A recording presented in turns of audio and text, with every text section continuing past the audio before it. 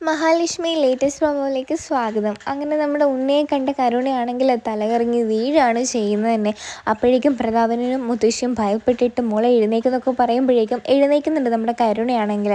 അപ്പോഴേക്കും കരുണ സ്വപ്നത്തിൽ നമ്മുടെ ഉണ്ണിയെ പോലീസ് പിടിക്കുന്നതായിട്ട് കണ്ടെന്നൊക്കെ നമ്മുടെ മുത്തശ്ശി അടുത്ത് കരുണ പറയുന്നുണ്ട്.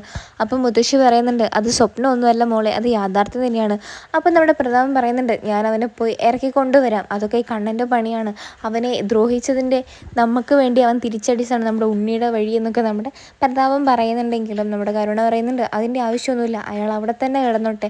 എന്നെ നാണം കെടുത്താൻ വേണ്ടിയിട്ട് ഉണ്ടായൊരു ഭർത്താവാണ് എനിക്ക് അയാളെ ഇനി വേണ്ടാന്നൊക്കെ കരുണ പറയുമ്പോൾ പ്രതാപം പറയുന്നുണ്ട്, അങ്ങനെയൊന്നും പറയാതെ, അവനൊന്നൊരു തെറ്റ് പറ്റിയതല്ലേ, നീ അങ്ങ് ക്ഷമിക്കും മോളെ എന്നൊക്കെ പറയുന്നുണ്ട് കേട്ടോ.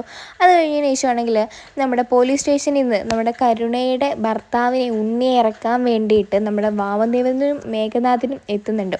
അങ്ങനെ അവർ രണ്ടുപേരും കൂടെ എത്തിയിട്ട് ഉണ്ണിയെ പുറത്തിറക്കുമ്പോൾ ഉണ്ണി പറയുന്നുണ്ട്, എല്ലാത്തിനും കാരണം അണ്ണനാണ് കാരണം എന്നുള്ള രീതിയിൽ നമ്മുടെ ഉണ്ണി സംസാരിക്കുന്നുണ്ട്.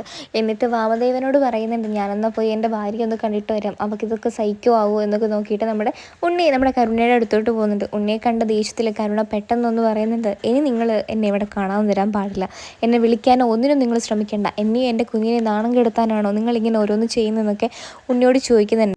ഈ സീരിയൽ ഇഷ്ടപ്പെടുന്ന എല്ലാവരും ഈ ഒരു ചാനൽ സബ്സ്ക്രൈബ് ചെയ്ത് സപ്പോർട്ട് ചെയ്യുക. അപ്പോൾ ബൈ.